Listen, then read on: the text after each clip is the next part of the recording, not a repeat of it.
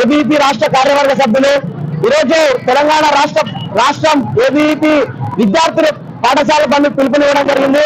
ఎందుకంటే ఈ రాష్ట్రంలో తెలంగాణ వచ్చి 10 సంవత్సరాలు దాటుతున్న సమయంలో ప్రభుత్వాలు మారుతున్నాయి తప్ప విద్యార్థుల జీవితాలు మారడం లేదు.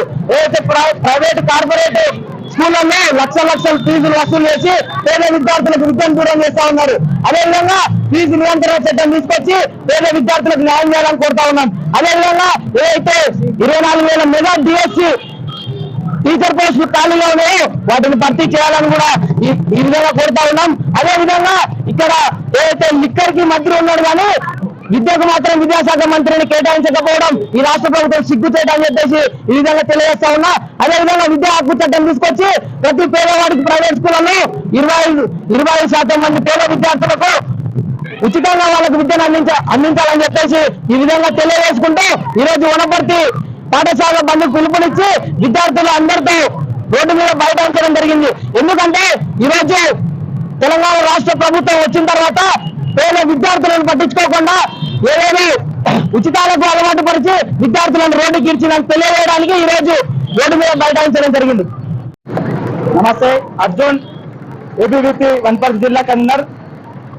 అయితే ఈరోజు తెలంగాణ రాష్ట్ర ఏబీవీపీ శాఖ పిలుపు మేరకు ఈరోజు వనపర్తి జిల్లా కేంద్రంలో పాఠశాల బంధుకు పిలుపునివ్వడం జరిగింది.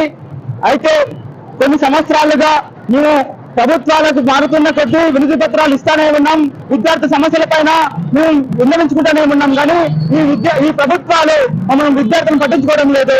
ఈ తెలంగాణ రాష్ట్రంలో మద్యానికి మంత్రి ఉన్నాడు కానీ విద్యాశాఖకు మాత్రం మంత్రులు లేరు.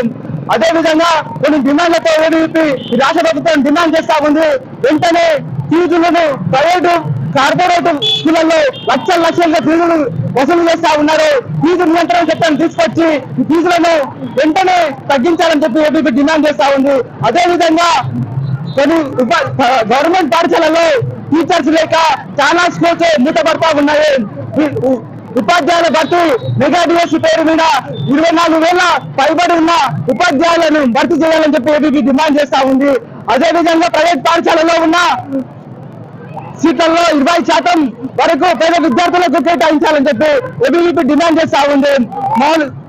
పాఠశాలలో కనీస మౌలిక వసతులు లేక ఇబ్బందులు పడుతున్నారు. కొన్ని ప్రైవేట్ స్కూళ్లలో బుక్స్ కానీ యూనిఫామ్ కానీ ప్రభుత్వ నిబంధనలకు వ్యతిరేకంగా అమ్ముతా ఉన్నారు. ఆ ప్రైవేట్ యజమానుల పైన వెంటనే చర్యలు తీసుకోవాలి. ఈ చర్యలు తీసుకోవాల్సిన ఎంఈఓలు డిఓలు ఇంతవరకు ఇంచలతో నడిపిస్తా ఉంది ప్రభుత్వము. విద్యార్థులను ఏ విధంగా చేయమని ప్రభుత్వం చేస్తా ఉంది. మద్యంపై షోకు ఉంది కానీ విద్యార్థులపై షోకు లేదు ఈ రేవంత్ రెడ్డికి. అయితే ఏబీవీపీ ఒకటే హెచ్చరిస్తా ఉంది, ఈ విద్యార్థి సమస్యల పైన మీరు తీసుకోబోయేది రానున్న రోజుల్లో పెద్ద ఎత్తున ఉద్యమిస్తామని చెప్పి ఏబీవీపీ హెచ్చరిస్తా ఉంది.